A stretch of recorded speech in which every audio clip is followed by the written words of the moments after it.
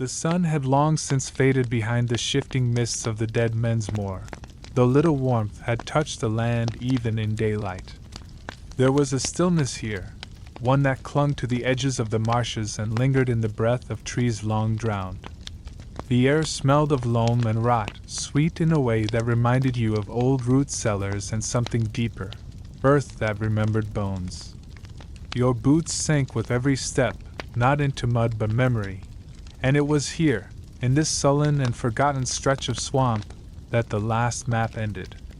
The parchment had been brittle in your hands, ink flaked by age, but the symbol at its heart had remained unmarred, a skull, its jaw open in eternal mirth, resting atop a sigil of bone and black flame. You had seen it before. Every bard's tale, every gravedigger's whisper, every condemned man's last regret, each one returned to that glyph, though none had drawn it quite the same. Sometimes it was etched into stone tablets fished from cursed rivers. Sometimes it burned behind the eyes of dying priests. But always it led here, to the hill that did not belong. It rose from the marsh like a broken tooth, too smooth, too round, as though the land itself had been distended from beneath. No natural mound, this, no cradle of the earth, but a wound. A singular, ancient pucker in the flesh of the world. Moss grew over the stone, but not in patches. It crept in lines, as though guided by some invisible hand, tracing along cracked granite and vanishing into seams too perfect to be made by weather or time. No birds nested here. No insects stirred. Even the frogs in their croaking choirs avoided the hill's curve. You had not come alone. Few ever did, though fewer still returned with voices left to speak of what lay inside. The others were silent now, each in their own way. One stared at the moss with a hunger he could not name. Another clutched a charm of calemver, whispering words of judgment and mercy too quietly to be meant for others. The third watched the sky. Always the sky, as though something might yet arrive to lift the weight that had settled upon them. A chill wind passed across the mound, and a door, no, not a door, a slit, revealed itself along the stone face. Only wide enough for one, only high enough to bow the head. A tomb's mouth, gaping open. And from within a breath. Not air, not wind, but something colder, older, that pulled at your bones and beckoned without sound. You stepped forward. The air changed. Inside, stone devoured sound. Even your footsteps were hushed, absorbed by the obsidian-tiled floor. The corridor stretched forward, too narrow, too exact, and every angle betrayed your eyes. Geometry bent in subtle rebellion. The torches you had brought gave only shallow light, their flickers swallowed before they could dance along the walls. The carvings here were not ornamental, they were sentences. Stories cut into basalt, written in the dying script of a people that no longer drew breath. They told of trials, of riddles meant not to test but to mock, of a ruler buried not in honor, but in contempt. And above all they warned, do not proceed. Do not enter the tomb. Do not seek Asarak. Yet you continued, through the first hall, whose floors shifted like scales beneath your tread. Through a passage of colors so vivid they bled into your thoughts and made you doubt your name. Through a door whose hinges groaned with the sorrow of forgotten centuries. You marked the path as best you could. Thread, chalk, copper nails tapped gently into crevices, each one a breadcrumb for the future you might not reach. Every chamber breathed like a thing alive. They were traps, all of them. Not just the mechanisms. Oh, there were plenty of those. Spears and blades, crushing walls, gouts of fire and poison mists. But the chambers themselves were lures. Each one a promise. Gold in the corners.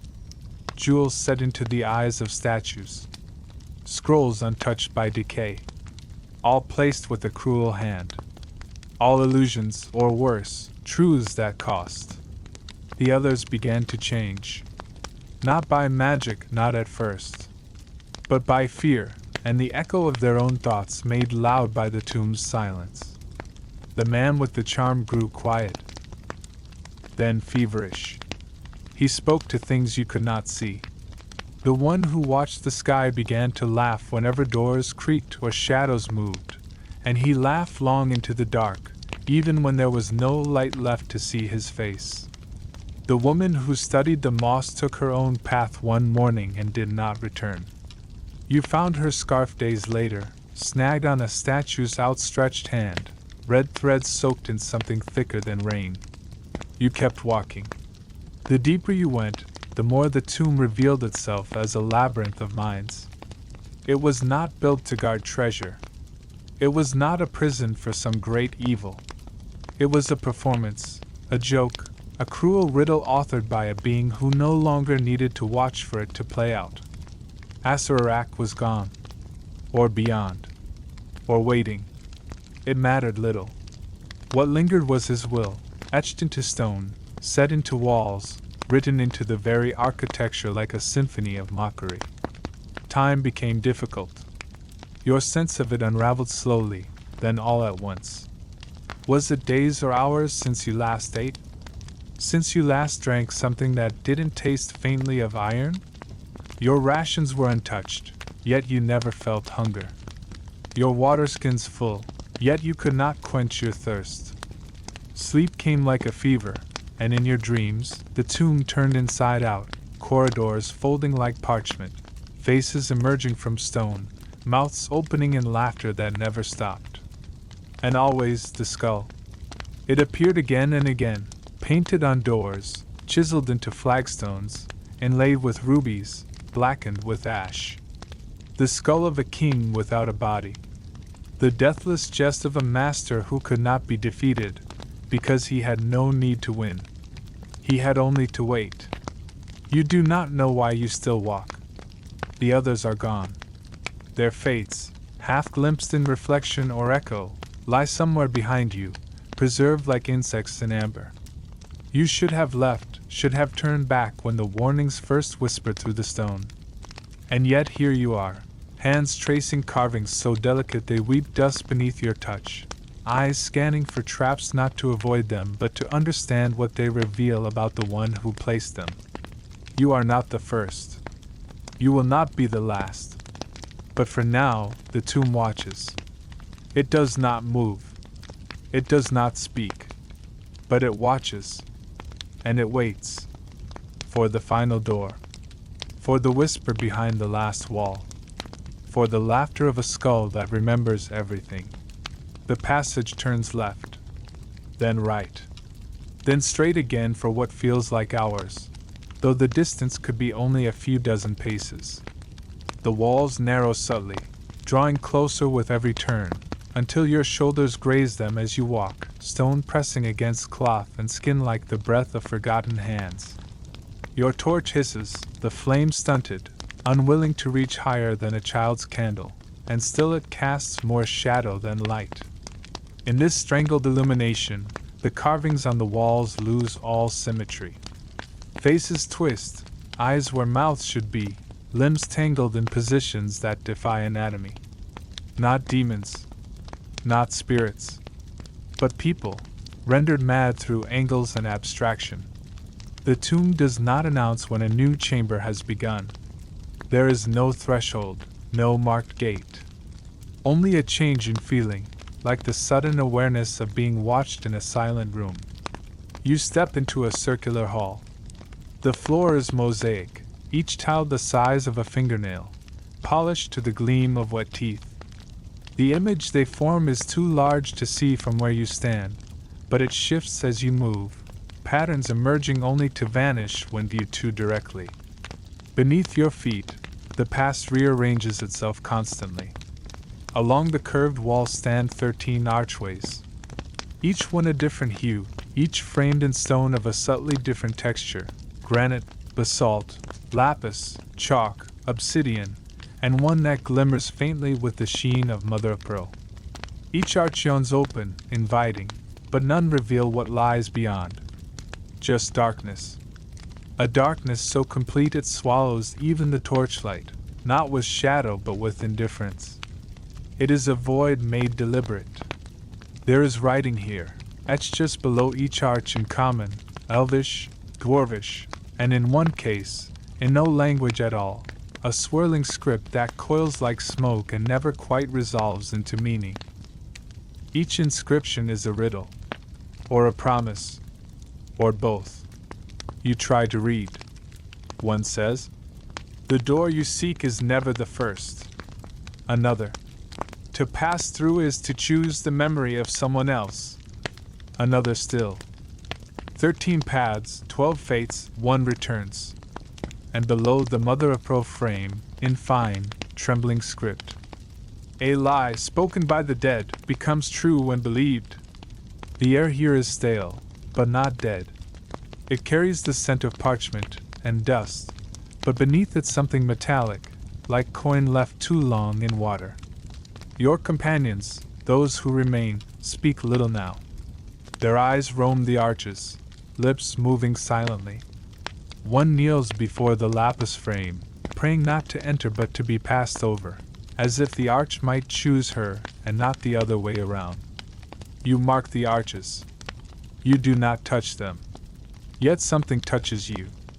A breath across the back of your neck. A warmth where there should be cold. You turn, nothing. But when you face forward again, one of the archways flickers. Only for a heartbeat.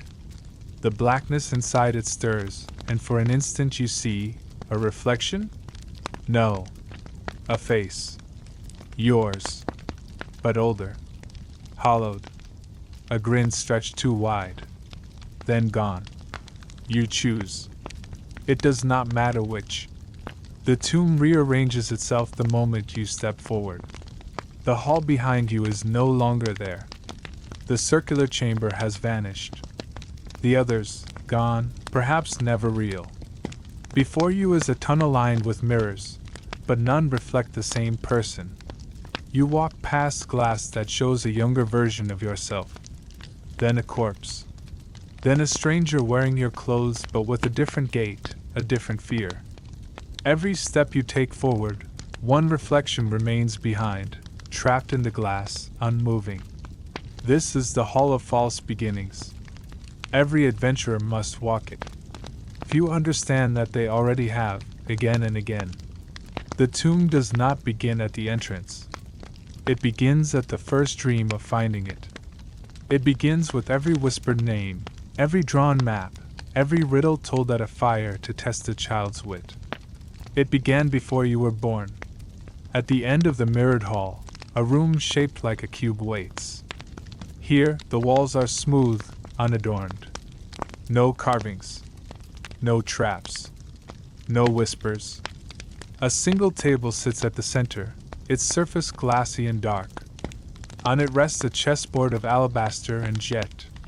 The pieces are set, but oddly, the white queen stands alone, surrounded by pawns. All the black pieces are toppled. Except the king. You sit. Not because you must, but because the room will not continue until you do. The first move is not yours. The white queen slides forward on its own, the movement silent and graceful. You reach for a piece, but the moment your fingers touch the board, you are elsewhere. A library, long abandoned. The scent of wax and mold, parchment and mildew. Books float in the air like fish in still water, suspended by old enchantments that no longer understand their purpose. You stand in the center of the room. The walls stretch impossibly high, a tower built inward instead of upward. A spiral stair clings to the perimeter, its steps cracked and overgrown with lichen. Below, you see only fog. There is a voice here. It is not speech, but the sound of pages turning. Somewhere within this library is an answer to a question you haven't asked. You search. Each book is blank. Each scroll crumbles at your touch. You find a single tome that remains intact. Its cover is carved from ivory. Its clasp is bone. You open it. It contains one line. You have already made your choice. You wake. Not from sleep, but from forgetting. The cube room is gone. You stand now in a corridor shaped like an hourglass, narrow in the center, wide at both ends. It is filled with sand, ankle deep, though the ceiling holds no cracks through which it might have fallen. Buried beneath the grains are objects, fragments of weapons, pieces of armor, the bones of fingers still curled around charms and runes and regrets. You step forward, and the hourglass tilts. The floor moves, slowly at first, then more surely. You must walk, then climb, the slope shifting beneath you, until you reach the neck, the narrowest point. There, carved into the stone, is a single word. Regret. No riddle. No joke. Just truth. You crawl through. And once more, the tomb forgets everything behind you. As do you. You walk forward. Always forward. And the air grows colder. The tunnel slims into a cleft of stone, too narrow for standing upright. You crawl, shoulders scraping the sides, knees sliding on smooth flagstone worn by others. Hundreds, perhaps thousands, who passed this way before. Or tried. Dust clings to your skin like silt stirred from a riverbed. There are no markings here. No torch slots. No offerings. Just silence that deepens as you move, a silence so dense it robs you of breath. Then the tightness vanishes. You fall not far, but enough to rattle bone. A shallow chamber opens below, a bowl carved into the stone itself. Its walls slope up like an amphitheater, though there are no seats. No stage. Only dozens of lanterns, hung in perfect, measured rows, suspended by nothing. No chains. No brackets.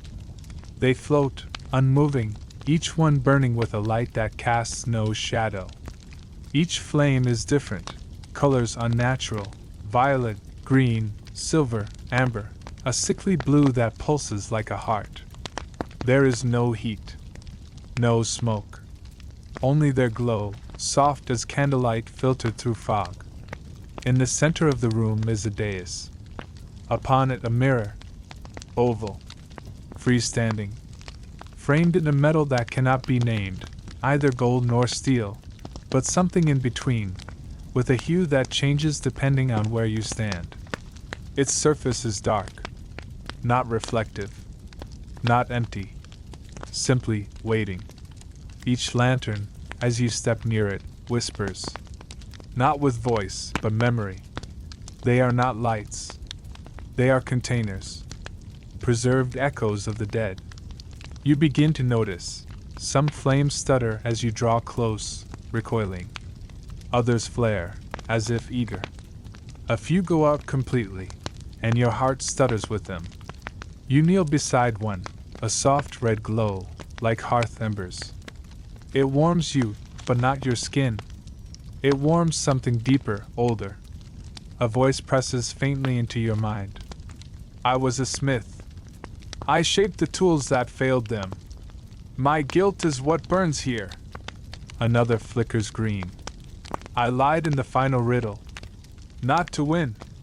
Just to see what would happen. A third, blue-white like frost. She loved me, but she did not follow. I told her to stay behind. She obeyed. You could spend hours, days, listening to them. You may already have. But the mirror waits. And it does not accept delay. You rise. Approach. The surface does not show your face. It shows a doorway. One that resembles the slit you entered back on the hillside, but this one is too clean, too perfect. A pristine mockery. The image pulses, then fades, replaced by an image of your companions, or what remains of them. One stares forward, eyes empty, mouth stitched shut by strands of light. Another kneels in prayer to a god whose sigil is upside down. The last is gone.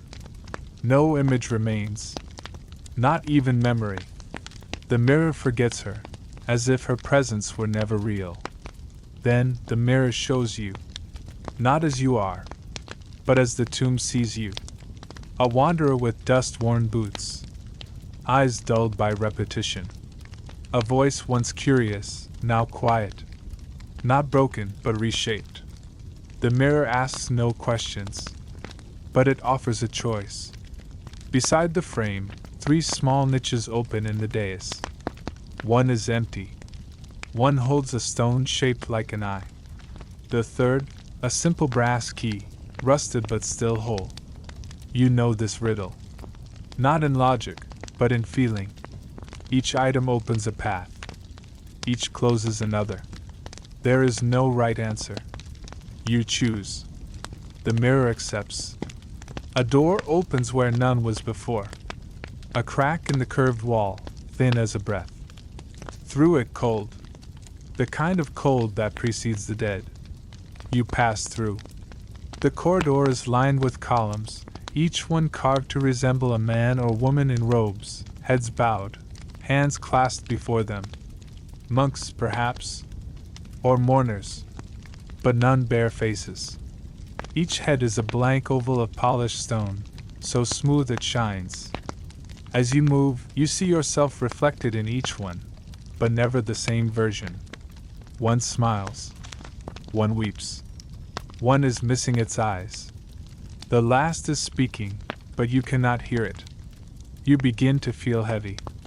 Not your body, but your thoughts.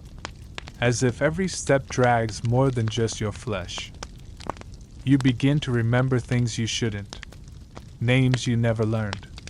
Voices from prayers you never prayed. Details of your own past, but altered, threads rewoven by a weaver with unfamiliar hands. At the corridor's end is a door. It has no handle. Only a mouth carved into the stone. Open, lips parted, its teeth a row of small gemstones. A voice echoes, dry as rusted hinges. Speak your name, and it shall be devoured. Then pass, or turn back and be nameless still. It is not a riddle. It is a demand. To enter, you must surrender something. Your name, your sense of self, your history.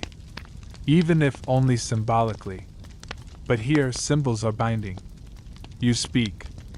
The door shudders. The gems flicker, then vanish one by one into the stone, consumed by silence. The mouth closes. And the wall opens. Beyond lies another chamber, this one circular, domed, with a ceiling painted in stars. Not constellations. Not a sky you know. Each star pulses with its own rhythm, and the space between them seems deeper than paint, as if the dome stretches into a true night. In the center, a pool. Black water utterly still. At its edge, a cup of silver. You kneel. Drink. The water is colder than air, but smooth. No taste. No scent. Yet something leaves you as it enters. A thought. A fear. A name. You feel lighter. You feel less. You rise. And from the wall behind you, a passage opens without sound. You step forward, your thoughts trailing behind like thread unwinding from a spindle. The lanterns are gone. The mirror is gone. Your name lingers, but only faintly. The tomb is working. You have entered further. And it is not done with you yet. The new corridor narrows, then widens again, then slopes gently downward. Too gently, as if it's trying not to be noticed. You can't recall how long you've been descending. The torchlight fades quicker here, swallowed by velvet blackness that seems not to end with distance but with depth. You count steps for a time. 100. 200. Somewhere past 300 you stop. The number doesn't matter. The walls breathe cold now. Not draft, breath. As though the stone exhales softly in rhythm, each sigh laced with the mineral tang of something buried long ago. You pass alcoves in the walls, barely more than cracks, but each one holds an object, a feather encased in glass, a tarnished crown missing half its points, a child's shoe turned to stone. Relics of meaning, but not yours. Each seems preserved in perfect stasis, not decaying, but not living either. They are held. And you are being watched by what holds them. You descend further. The stairs shift. There's no stumble, no jolt, only a new texture underfoot. The stone becomes softer, springy. Moss? No. Hair. Thousands of strands braided together into a mat that stretches stair after stair. Blonde, brown, red, gray, and white, none bloodied, none rotten.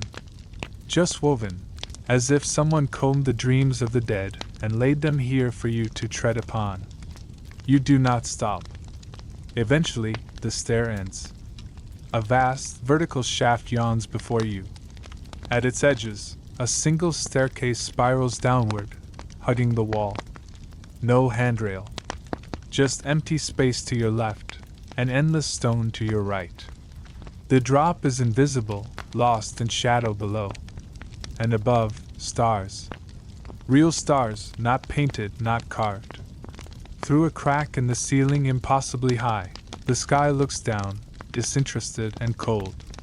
You cannot tell whether you are above ground or deep beneath it.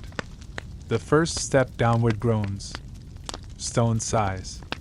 The spiral is steep. Narrow. It turns again and again, and with each revolution the air thickens, not with smoke or dust, but with memory. Yours, or someone else's, you cannot tell.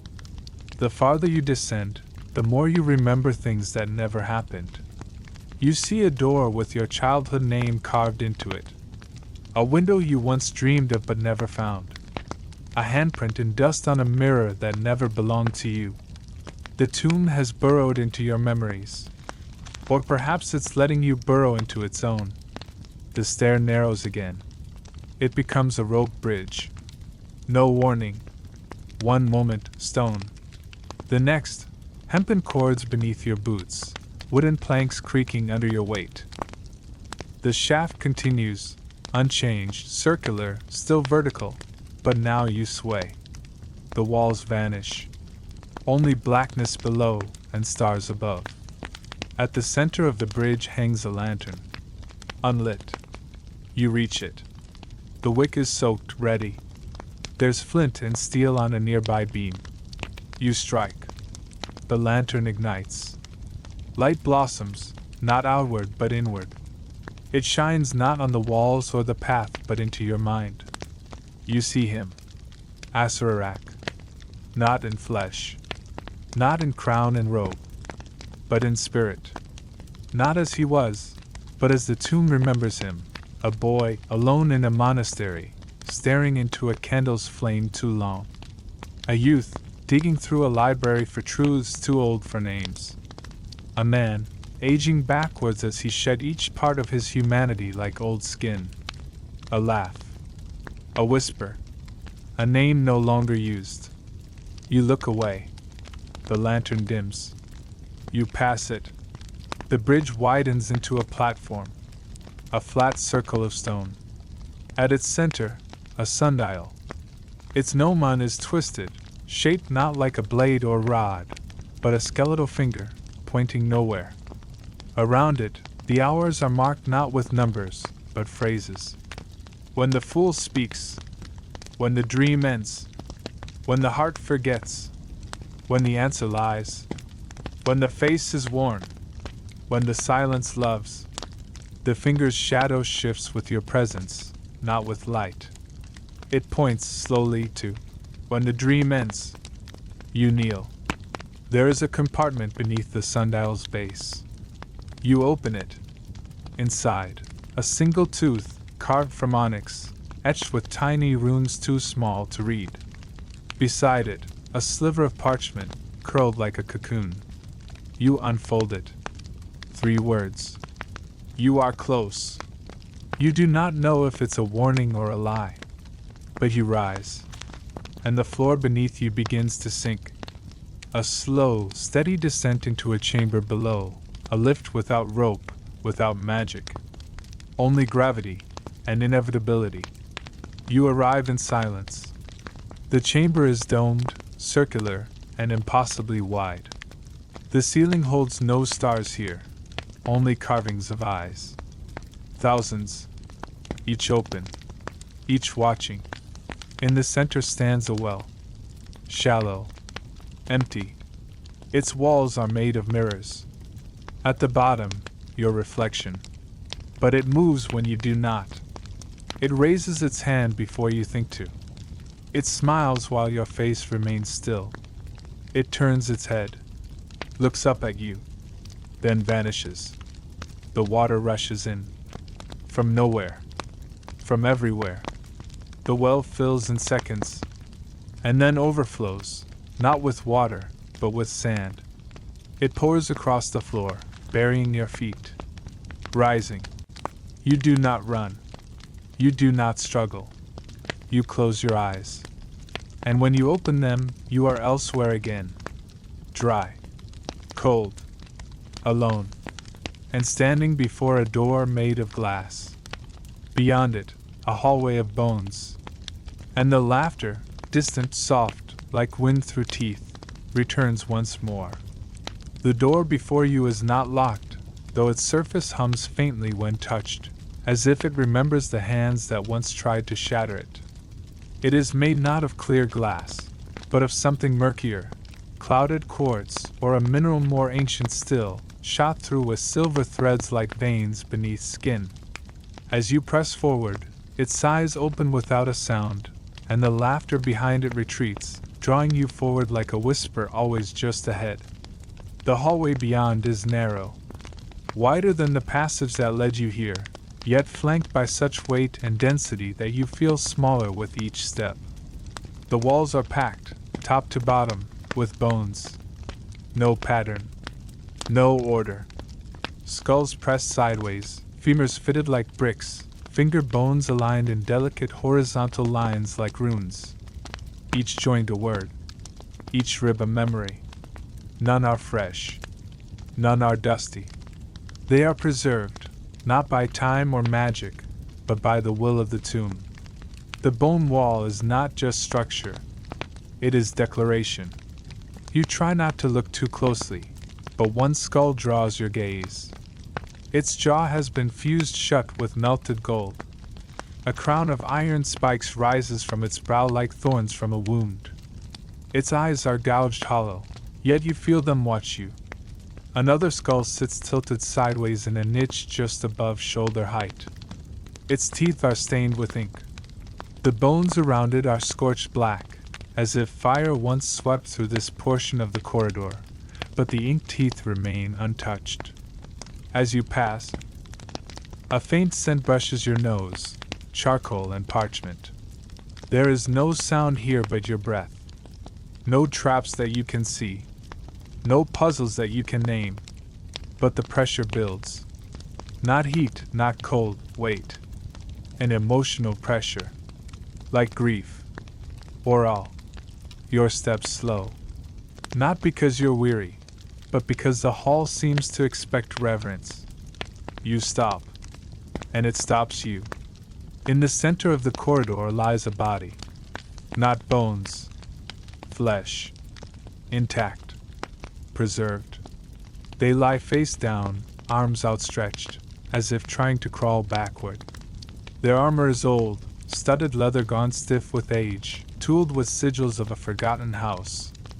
A sword lies at their side, unsheathed, but clean, as though never used.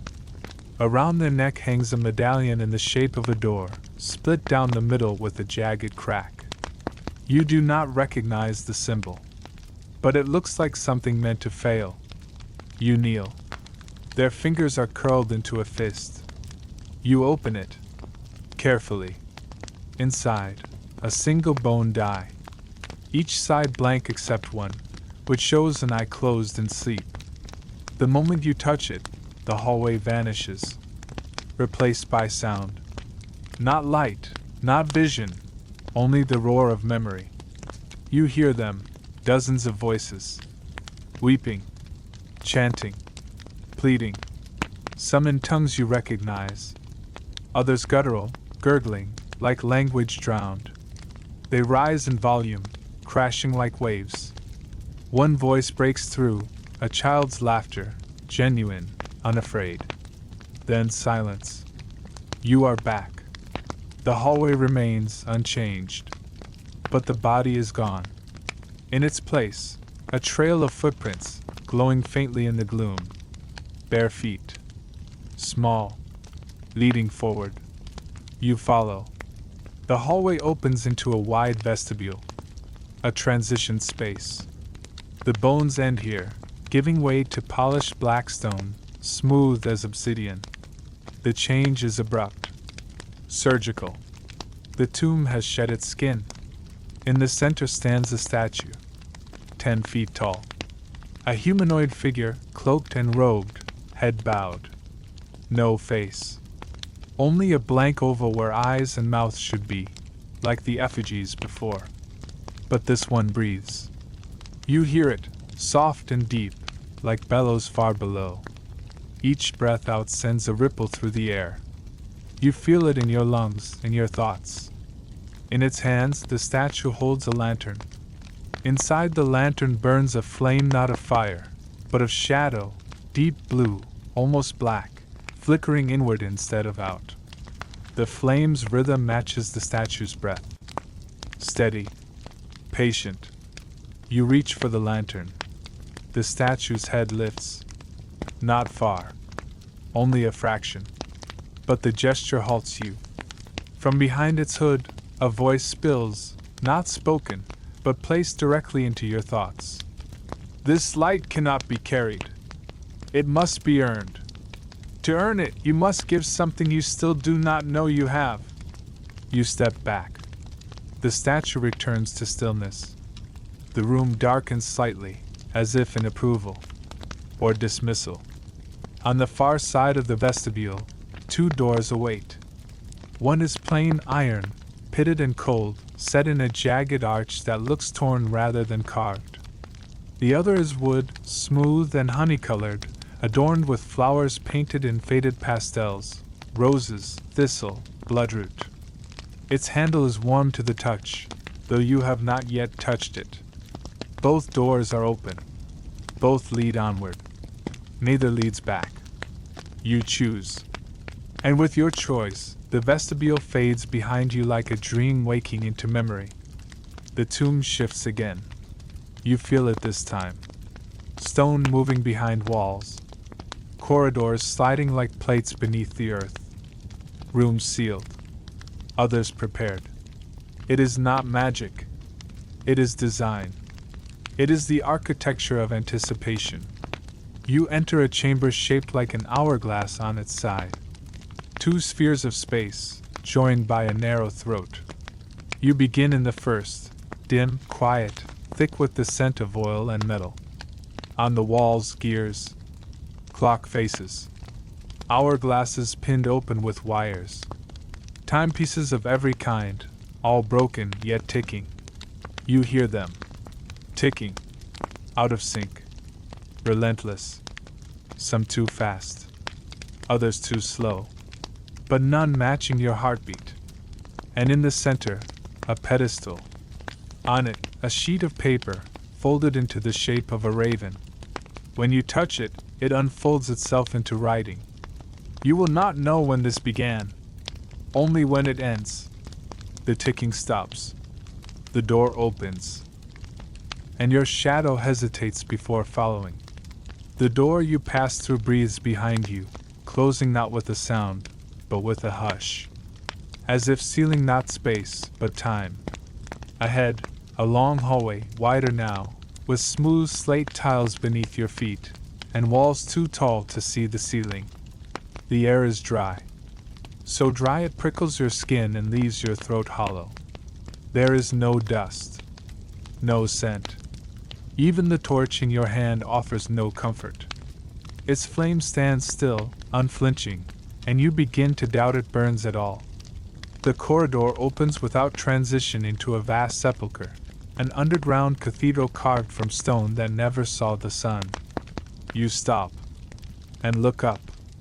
There is no roof, only stars, but not stars you know. Constellations hang above, jagged and unfamiliar. Some pulse faintly, like eyes blinking behind veils of clouded thought. Others flicker in patterns too deliberate to be random. You recognize none of them, and yet they feel true, as if they once guided a world that no longer exists. Around the chamber's perimeter stand statues. 13. Each twice the height of a man, cloaked and crowned, carved from different stone. One of emerald-veined marble. Another of obsidian cracked through with quartz. One of petrified wood. Another of salt. You cannot place their origin. You cannot name their faces, because they have none. Each god is faceless. Their hands raised in blessing or warning. Their feet bare, roots curling from stone into the floor. They are not symbols. They are memories carved into silence. Deities worshipped by civilizations long erased. Their names struck from tablets, burned from scrolls, erased not by enemies, but by them.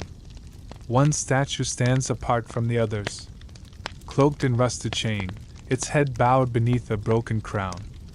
In place of hands, it has only stumps, smoothed where the stone was worn down by touch or time. On its chest, a single rune, glowing faintly blue beneath layers of grime. The rune means nothing to you, and yet you feel it. Loss. Not grief, but something deeper. Erasure. Before this broken god rests an altar. No blood. No offerings. Only a pile of items carefully arranged. A child's doll missing one eye. A thimble of silver. A torn scrap of flag. A page from a prayer book where every word has been crossed out. These are not offerings. They are apologies. The air is utterly still. No sound. Not even breath. Your pulse becomes loud in your ears. Too loud. You kneel. Not because you must. Because silence asks. And something within you, deeper than choice, answers. The floor shudders. Not a quake. A heartbeat. The altar sinks slowly into the stone, leaving only the dust of memory behind. A new passage opens in the wall behind the statues, where once there was only seamless granite. A hairline crack widens, then becomes a corridor lit not by torch or flame, but by absence. The walls here glow with shadows, as if darkness itself radiates. You walk. There is no sound of footsteps, no echo. Even your thoughts feel quieter. This is not a hallway meant for the living. In this place, the tomb remembers every name once spoken before its altars, and every name it helped forget. You begin to see them, inscriptions etched into the walls in languages older than stone. Not lists, not chronicles, prayers. O God of the hollow breath, forgive me my living. To she who wept the first moon into being, I return your silence. We walked away from your love. We worship fire. We are ash. These are not prayers of hope. They are confessions. The corridor ends in a narrow spiral staircase, curling downward around a shaft of black light. You descend without knowing how long. At the base waits a door made of bone. Not decorative. Literal. Femurs and ribs, joined and bound with strips of sinew that have dried into leather. Vertebrae form its arch. A skull serves as the handle. Its jaw opens as you reach for it. Not a trap. A greeting. He sees you now. The voice is not loud. It is behind your ears. Inside your ribs. You enter. The chamber beyond is circular, domed like the last, but smaller, more intimate. This is not a room of grandeur. It is a confession booth. A single bench sits at the center. Behind it, a mirror, but not of glass, of water, suspended perfectly vertical like a wall. Its surface is still, its depth infinite. There is no exit, only this. You sit, and the water stirs. The surface trembles. and begins to show not images of your past, but of yourselves. Not the one you are, but the ones you might have been. A path not taken, where you turned back at the entrance and lived a quiet life. A path where you led others into this place and left them behind. A path where you sought the tomb not to escape debt or death, but because you believed, truly believed, that something holy was buried here. Each image lingers, then vanishes. The final image is not of you. It is of a boy. Dark eyes, thin frame, sitting in the center of a vast, empty library, staring into a candle. Him. You do not need the name to know it. You feel him watching, and then the room answers your presence. The mirror of water collapses, not forward, not downward, but inward, folding into itself like a tunnel devouring light. The bench dissolves. The floor opens beneath you, not into a pit, but into mist. A soft surrender. You fall. Slowly. Weightless. And as you fall, you hear once more the sound that began this journey. Laughter. But not cruel. Not mocking. Not triumphant. Just tired. The fall is not fast. It is not a plummet or a descent. It is a suspension, a slow unfurling of being, as if the tomb itself is unwinding you like thread from a bobbin. The mist through which you drift is not cold nor warm. It simply is. Gray, endless, without scent or wind. There is no sky, no floor. Only the feeling of downward, and the knowledge that the tomb is watching, not to see if you survive, but what survives of you. Eventually you land, gently, as if placed, not dropped. You stand in a room unlike any you've seen before. It is not built of stone or bone, but of silence given form. The walls shimmer, pulsing faintly like the inside of a vast, sleeping organ. They seem soft, but when you reach out, your hand meets something hard. Not cold. Not warm. Not anything describable. Just there. At the center of the room, a single object waits. A table. Simple. Wooden. Unmarked by time or decay. And on it, your name. Written clearly, on a parchment as white as breath. Ink still wet. The letters quiver, reshaping themselves when you blink. The spelling changes, but the sound remains the same. It is your name, and it is not your name. It is the idea of you. Beside the parchment, a knife. Small. Ornamental. The kind of blade used not in combat, but in ceremony. Its hilt is shaped like an hourglass. Its edge is dull. Not meant to cut flesh. Only ties. You understand without being told. You must sign. Not with ink. Not with words. But with surrender. You take the blade. Touch it to your skin. The sting is nothing. A whisper against the back of your hand. You press it to the parchment. Your blood doesn't soak. It seeps in and vanishes, as if devoured. The letters still. The name fixes. The room approves. And then opens. Not a door. Not a gate. But a forgetting. You walk through it. And emerge somewhere before architecture. The chamber you enter next is vast. Not by scale, but by feeling. A place that stretches not outward, but inward, folded over itself like layers of memory. The floor is covered in dust so fine it clouds with every breath. Your steps raise small ghosts. In the distance, shapes. Not statues, not walls, but remnants. Desks. Altars. Broken shelves. A book half opened, its pages blank. A candle burned down to its wick, though it was never lit.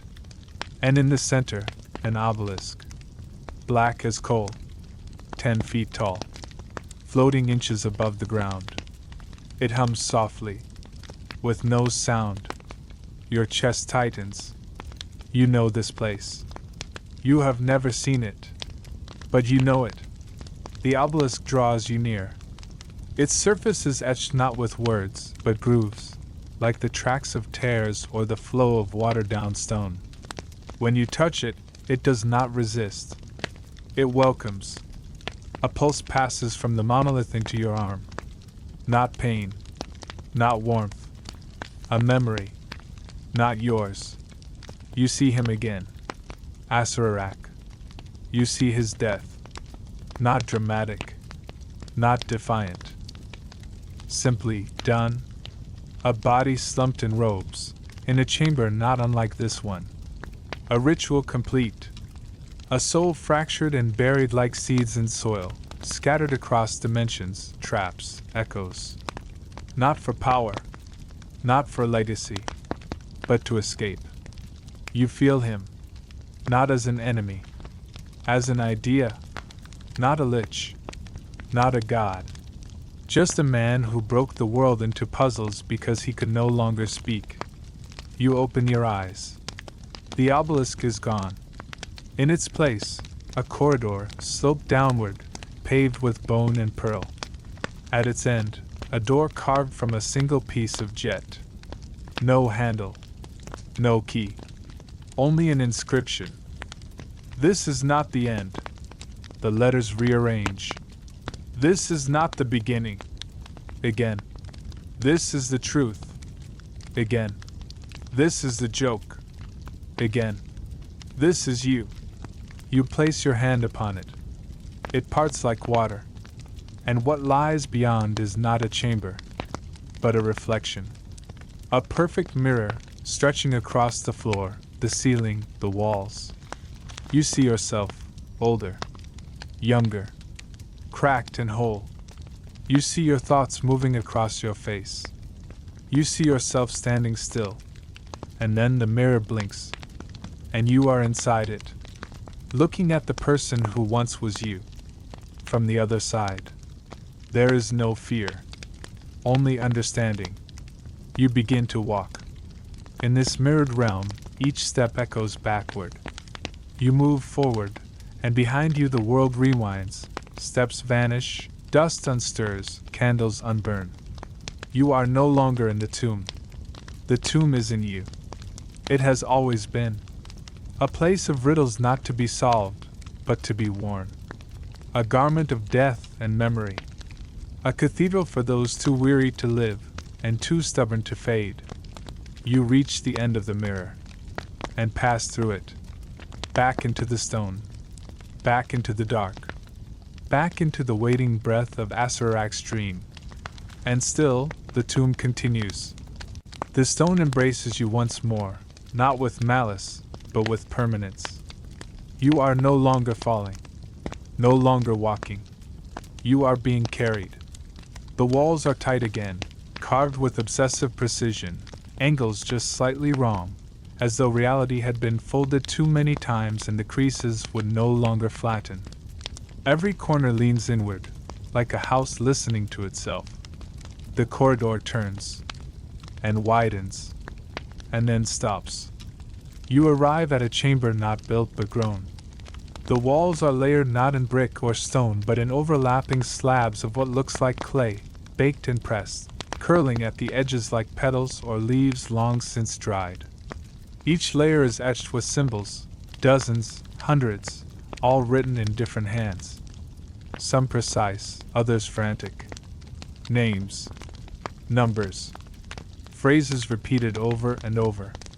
A woman's name beside a tally of her age in years, then months, then breaths.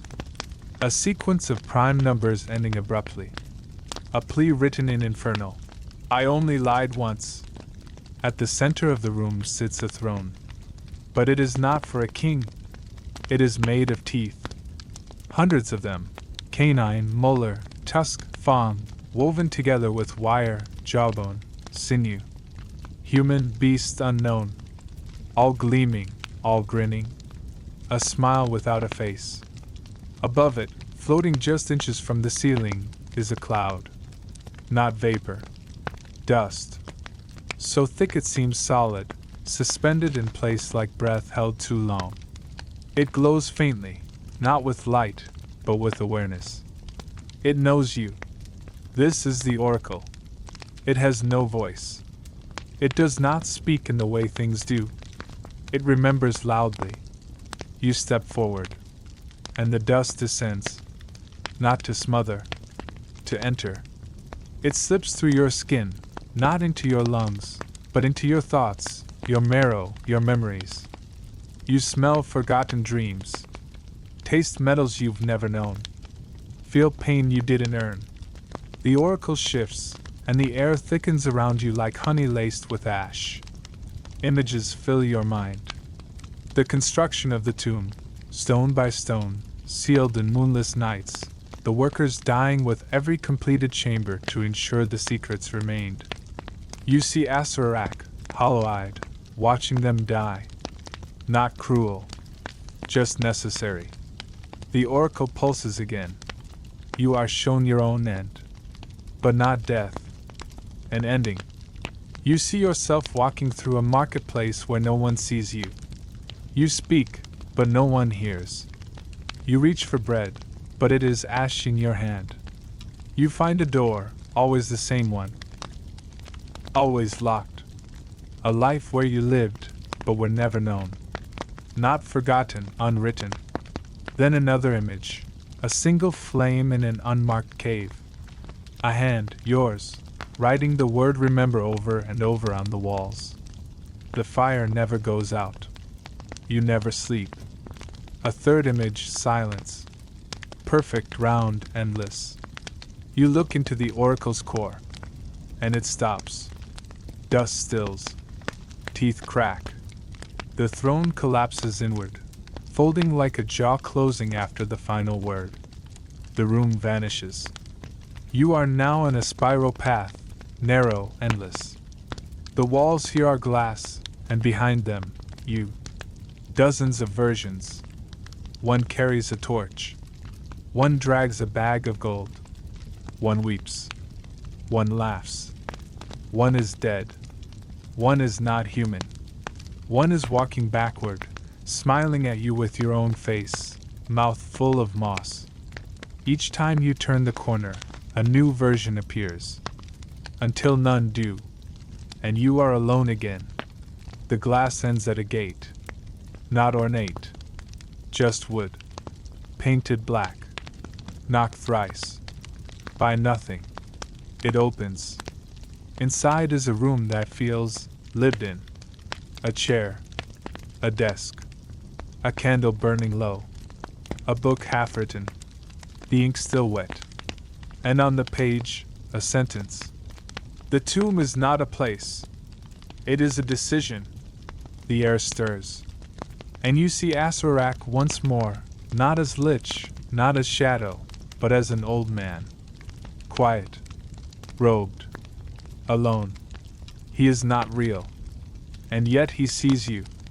You do not speak. Neither does he. But you understand. This place was never about death. It was about the cost of wanting too much. The tomb is not a trap. It is a teacher. And its lesson is silence. The figure fades. The room crumbles. You fall. But this time, not downward. Inward. You are swallowed by the tomb. And it is warm. There is no floor beneath your feet. No air to fill your lungs. And yet you do not suffocate. You float, not through space, but through a memory so ancient it can no longer distinguish between time and stone. The world around you reshapes itself like a dream retold too many times. Corridors loop into themselves. Doors vanish and reappear in the walls of your mind, and every whisper you've ever heard returns in reverse. Then, softly, you land. A chamber unfolds from darkness like a breath drawn after drowning. It is circular. Still. The walls are concave, smooth, the color of dead parchment, inscribed not with writing, but with pressure, shallow impressions left behind by voices. They spiral upward, 1,000 layers of conversation fossilized into the walls, too faint to read with eyes, but not with presence. This is a cenotaph, a tomb with no body. At its center, a basin of silver, filled not with water, but with sound. Ripples flow outward with no cause, each pulse carrying faint tones, a mother's lullaby in a forgotten dialect, the screech of iron gates closing, a secret shared beneath a gallows tree. Every sound you've ever heard, but misplaced, misremembered. You kneel before it, and the basin rises. Not physically, but in meaning. You are drawn forward closer, until your lips hover just above the surface. The moment you exhale, the sound of your breath enters the basin and joins the others. And you hear your own voice return, older, cracked with dust. You made it this far. Now tell me why. You do not answer. The tomb doesn't need answers. Only confessions.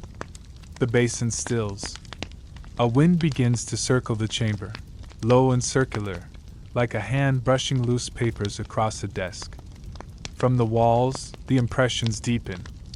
They push forward, not out, not into the air, but into thought. You feel them enter you like roots growing through forgotten soil. Memories that aren't yours. A girl with a lantern in a city swallowed by night. A soldier kissing a coin before placing it in a dead friend's mouth. A queen in exile, carving prayers into her own skin. A young man standing at the entrance of this tomb, map in hand, smiling. Not yet afraid. You are being filled. Not corrupted. Not possessed.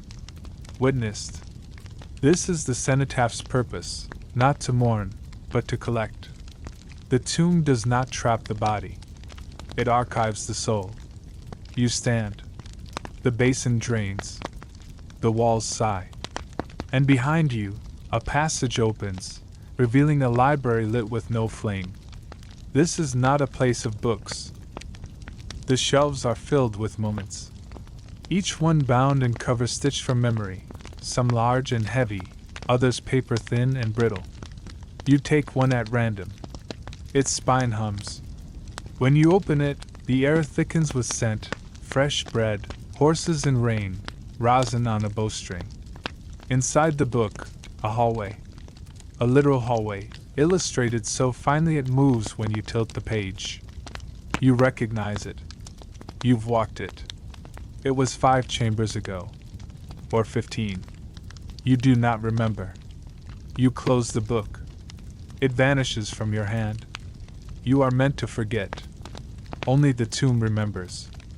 You pass through the shelves. Time does not move. Space does not shift. You reach the far wall, where an arch waits, blank stone unlit. No runes. No lock. Only a single phrase scorched into the wall by heat so great it cracked the stone. Everything ahead is true. You step through, and find yourself in a cathedral of silence. The walls stretch higher than your eyes can follow, vanishing into mist. The floor is water, clear, shallow, unmoving. Beneath the surface, bones. Thousands. Some human. Some not. They are arranged like constellations, carefully aligned.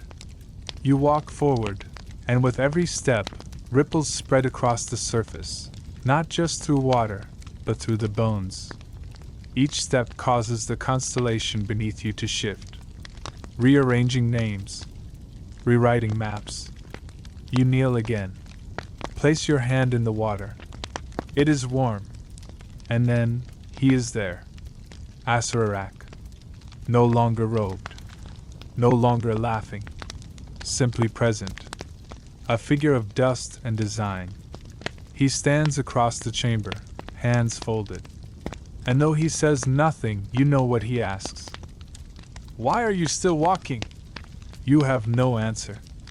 Only momentum. Only the ache of continuing. He nods. Not in approval. Not in judgment. Simply in acknowledgement. Then he opens his hand. And from his palm, a mote of light rises. It floats across the water. It reaches you, and enters your chest. You do not feel changed. But the cathedral begins to tremble. Not collapse. Not alarm. But as if relieved. The silence breaks, not with noise, but with breath. The tomb inhales. A final chamber opens before you, wide and dark. You pass into it without looking back, because the echo of your steps has already started to fade, and the bones beneath the water begin to sleep. You enter into blackness that is not empty. It is the kind of dark that waits. Not passively, but expectantly, like a sealed letter just before the seal is broken. The passage closes behind you without a sound, and the air becomes heavy with intention. You do not stumble. You do not fall. You simply move, because there is no longer such a thing as direction. Only forward. Only through.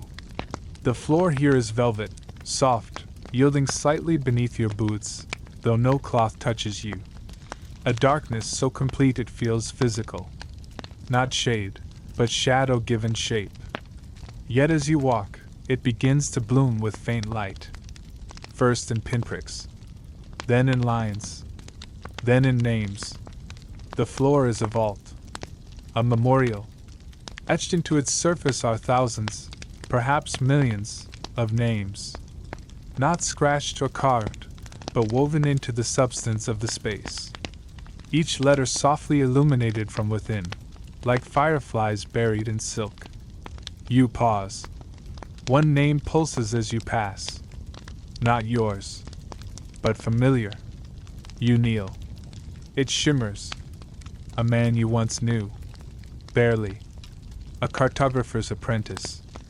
He vanished in a tavern's tale half a decade ago. Said he was going east towards something cursed. You never saw him again. But his name is here. And beside it, a word. Remembered. You rise. And walk on. Some names burn brighter. Others flicker and fade as you approach. None are cold. None are forgotten. Each carries its own temperature of memory. And then, you see your own. Etched clearly. Burning steadily. But not beneath you. Ahead. It stands carved upon a plinth, alone in a shaft of silver light descending from nowhere. The plinth is simple, but the base is wrapped in ivy made of iron, each leaf shaped like a letter in a language you do not know. Above your name, one sentence. This one chose to finish. The vault offers no commentary, only consequence. Behind the plinth, a door, wider than any before, carved not of stone or wood or bone, but of silence. Its shape is blurred at the edges, as though reality resents defining it. As you near, the door opens inward, not pushed, not pulled, simply permitted, and what lies beyond is not another chamber. It is a sky buried beneath the world. You step through, and into a valley, a wide expanse beneath the tomb, roofed by illusion or forgotten stars. A subterranean sky where constellations drift slowly through a ceiling of black glass. The earth beneath your feet is pale and chalky, broken by pillars of bone and half-sunken monuments. At the valley's center stands a tree, tall, dead, white. Its branches claw the air like fingers too long buried. Around its base are seated figures, dozens, each robed in silence, each faceless. Some hold books, others hold nothing. A few are little more than bones arranged to resemble waiting. None move, until you draw near. Then one turns, and speaks without voice. You have reached the place where the questions end. The others lift their heads. Their presence is not judgment. It is recognition. They know you. Not your name, but your shape. Your choice. One of them, the smallest, rises, walks to the tree, touches the bark. A wound opens, slowly, gently, like a mouth speaking its first word in centuries. Inside, a chamber of roots. And within it, a stairway spiraling upward into memory. You follow. Not quickly. The air here is soft, heavy with pollen or dust that never lands. The roots curve around you like veins, pulsing with dim light. Every step upward is downward through thought. You begin to hear the voices again. Not the tombs. Yours. Things you forgot you said. Things you never said aloud. Regrets folded into your ribs like origami. At the stair's peak is a platform. And upon it, a final mirror. This one does not reflect light. Only truth. It shows you. Not what you are. Not what you were. But what the tomb saw. A presence shaped by the willingness to see the end. To risk the silence.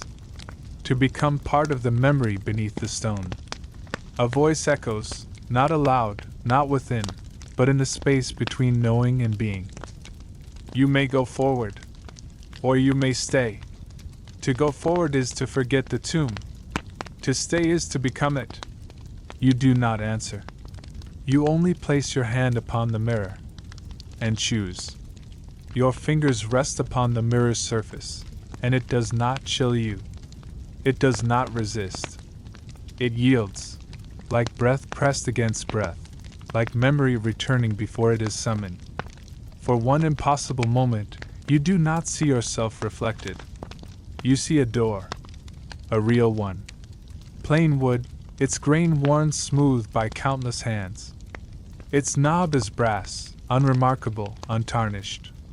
The sort of door that belongs in an ordinary home, set into a hallway filled with quiet light and the smell of something warm baking in another room. It is familiar, but you've never seen it before. You turn the knob. It opens not into a corridor, not into a chamber, but into a feeling. A sense of leaving and returning, all at once. The weight of footsteps on a wooden floor. The hush of a morning before anyone else has risen. The soft ache in your chest from hearing your own name spoken gently for the first time in years. The tomb does not follow. It waits behind, content. You step through. The light is strange, not daylight, not torchlight. A kind of pre-dawn that hums with color not yet chosen. The floor beneath your feet is earth, warm and dry, and there are no more walls. You are standing in a field. It stretches wide, horizon to horizon, filled not with wheat or wildflowers but with stone markers, flat, smooth, and low to the ground. Not graves. Names. Thousands of them, half covered in moss, weathered by time and wind. Some are familiar. Most are not. One is yours. You kneel beside it. There is no date. No epitaph. Only your name, and beneath it, the words. Once walked here. You remained for a time. Long enough to remember every step that brought you here. The crawling corridors. The mirrored selves. The burning questions. The weight of silence. You begin to notice that others walk among the stones. Not near, not loud. Distant silhouettes moving quietly, reverently, each following a path only they can see. None look lost. None look hurried. You are not alone. You rise. The field begins to shift. Not move, but change. The markers fade into leaves. The names become veins in bark. The stones become trees, and you are suddenly in a forest that remembers your passage with every step. The air smells of pine and loam and ash. Somewhere in the canopy, birds call, not songs, but echoes, repeating phrases spoken long ago. It wasn't supposed to end like this. Tell them I'm still trying. Please! And then laughter. Not cruel. Not Asurarax. Yours. From a time before you were hunted by riddles. From a moment you thought was forgotten. It wraps around you like a shawl, warming your shoulders. There is a path now. Winding. Clear. Marked by small lanterns whose light glows with that same impossible color of the pre-dawn sky. The path leads through trees, between memories, into what comes after. You take it. And walk. With every step, your memory softens. Not from forgetting, but from being forgiven. The pressure of the tomb eases, its breath growing still. It does not resent your departure. It does not demand you carry its weight. You did what it asked. You walked. You remembered. You reached the door. The path bends. Ahead a hill. And on that hill, a single tree, heavy with silver leaves. Beneath it, a bench. You sit. You are tired, but not lost. The wind moves gently through the leaves, and they sing, not music, not speech, but the sound of names being carried to rest. Yours among them. You close your eyes. And the tomb does not vanish. It remains. Far below. Waiting, as it always has. As it always will. Not to trap. Not to punish. But to remember. And to welcome those brave enough to walk through the silence. The last light fades. And you rest. Time passes, but it no longer wears a shape. It brushes across you like mist against the skin, unseen, soft, and eternal. You sit beneath the silver-leaved tree on the hill, listening to the hush of wind and names. Some part of you believes the journey is over, that you've passed through the tomb and emerged whole on the other side. But still, something stirs. You feel it behind your ribs. A pulse. Not fear. Not dread. But curiosity. A final tug, gentle but insistent, like a memory that refuses to be lost. And so, though your body remains still beneath the tree, something within you rises. It drifts. It turns. And it descends. Downward through root and earth, through centuries of silence, through layers of memory stored not in pages or stones, but in the breath of forgotten voices. You do not fall. You remember downward. Until the earth is gone. Until all that remains is a single room, and a single flame. You stand within it. A chamber of soot-colored stone, round as a well, smooth as bone. Its walls are blank. There is no door. No exit. No sound. Except the flicker.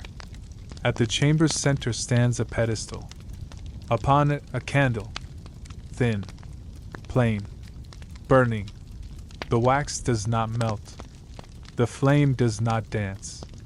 It simply is, constant, unwavering. This is what remains of the tomb when all the puzzles are solved, all the mirrors shattered, all the laughter stilled. A flame. A decision. You step closer. It is not warm. Not cold. Not real.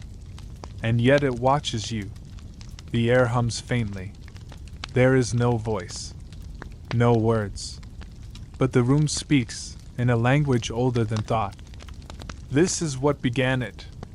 You see it. The first spark in Asarak's chamber, before the tomb was carved. A candle in a dark room, held by a young man reading names aloud from an older book. Each name was a door. Each breath a map. He had not yet become a monster. He had only begun to dream of never being forgotten. And the candle remembered. You reach out.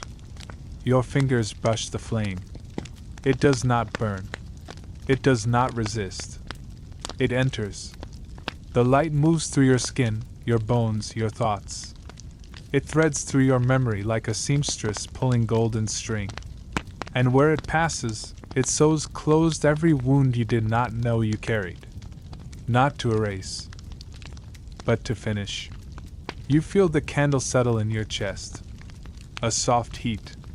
A heartbeat that is not your own, but is not someone else's either. The tomb is now behind you. But not gone. Never gone. It has given you something. not a treasure, not knowledge, but witness. You have seen it, walked it, listened to it, and in doing so, you have become part of its breath. The candle vanishes. The room does not fade. It simply lets go. And you are rising again. Not your body, but what remains. The final you. The quiet you. The one who remembers without needing to recall. You return to the tree on the hill. To the wind in the leaves. To the names being sung into sleep. You sit once more. And this time you do not rise. Not because the journey is over, but because you have brought something back. A light. Small. Unseen. But eternal. The candle that refuses to go out.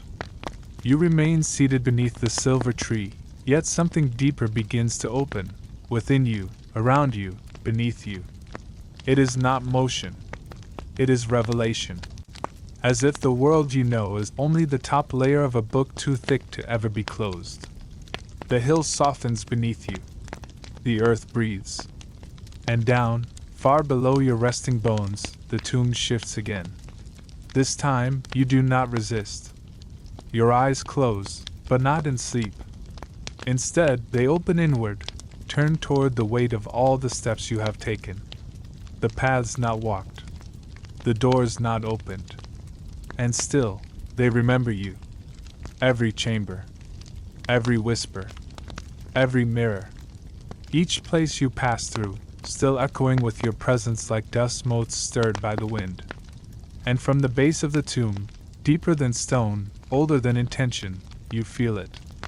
A final place. The chamber beneath all things. No one speaks its name. No one draws its door on maps. Because it is not meant to be reached. Only invited. You accept. And you fall, not downward, not through space, but through understanding. Through layers of self you didn't know existed. Through the tomb's dream of you. Through your dream of the tomb. And then, you arrive. There is no wall here. No torch. No trap. Only a cavern the size of a heartbeat, suspended in nothing, wrapped in noticing. At its center, a single object rests upon a pedestal that is not a pedestal at all, but a ripple in reality made solid for just this one purpose. The object is small, utterly ordinary. A worn, leather-bound journal. Your journal. From a time before you came to the tomb. Before the first step. Before the first riddle. Before you forgot the sound of your own voice. You do not remember writing it. But it remembers you. You pick it up. Its weight is perfect. You open to the first page. There is a sentence, written in ink that hasn't faded. This is not about escaping. You turn the page. This is not about surviving. Another. This is about being seen. And then, even in silence, even in dust, you are still a story worth telling. The final page is blank. It waits. Not for a name, not for a signature, but for a moment of presence. You touch the page, and the chamber responds. The tomb awakens, not with noise, not with violence, but with completion. You feel its breath slow. Its halls grow still. Its riddles quiet. It has no need to trap you anymore. You were never here to win. You were here to become part of it. And now you are. You do not vanish. You do not die. You simply remain. A whisper in the stone. A pulse in the wall. A light in the dust. Others will come. They always do. And when they do, they may see your name carved where none existed before, or find a thread you left behind, or hear a breath in the moment before a door creaks open. You are not a warning, not a ghost, not a victim. You are part of the tomb's memory now. And memory does not fade here. It builds. Stone by thought, by silence, by name. You place the journal back on the pedestal and turn. There is no door. Only darkness. Only the curve of the chamber gently closing around you like a cradle. And in that last quiet moment, you understand. The tomb is not a trap. It is a sanctuary for forgotten stories. And now that you have given yours, it can sleep. There is no return path. No corridor unwinding behind you. No threshold left to cross. Only stillness, vast and sacred, where once the tomb pressed in on all sides. Now it expands in silence, infinite inwards. And at the edge of that silence, a bell. You do not see it at first. You feel it. Not as sound, but as the memory of sound. The echo of something that never rang but always waited. It lives in the bones of the tomb, tucked into the marrow of its deepest places, chiming only in moments of profound surrender. Not to death, not to loss, but to completion. You follow it. Not with your feet, but with your presence, like a drop of ink drawn toward water, like breath moving toward cold. And there it is, suspended above a chasm with no bottom, hung by a thread thinner than silence, made from what must be time itself. The bell is shaped like no instrument you've seen, smooth, pale, seamless, the color of old ivory bleached by ancient light. Its surface is blank except for one phrase carved beneath the curve. Do not ring unless you are ready to disappear. And beneath that, a smaller line. Do not ring unless you are ready to remain. Both statements feel true. Both contradict. This is the tomb's final joke. Its truest riddle. You step toward the edge of the chasm. There is no rope. No pull chain. No mechanism. Only a single word floating in the space between you and the bell. Choose. You have already chosen many times. To continue. To endure. To forget. To remember. But this is different. The bell does not demand action. It invites it. To ring it is not to summon anything. It is to become part of what has always rung, what has always echoed through the tomb's endless halls, long before bones and puzzles and mirrors.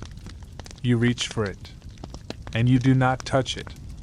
Your intention alone is enough. The bell answers. Not with noise, but with absence. Everything inside you opens. Not in pain, not in fear, but in revelation. All the moments you've buried bloom like soft lights across your vision. A name once whispered into your shoulder. A door once opened by a hand no longer yours. The glint of sunlight on a coin you were too afraid to spend. The candle that burned in the wind and never went out.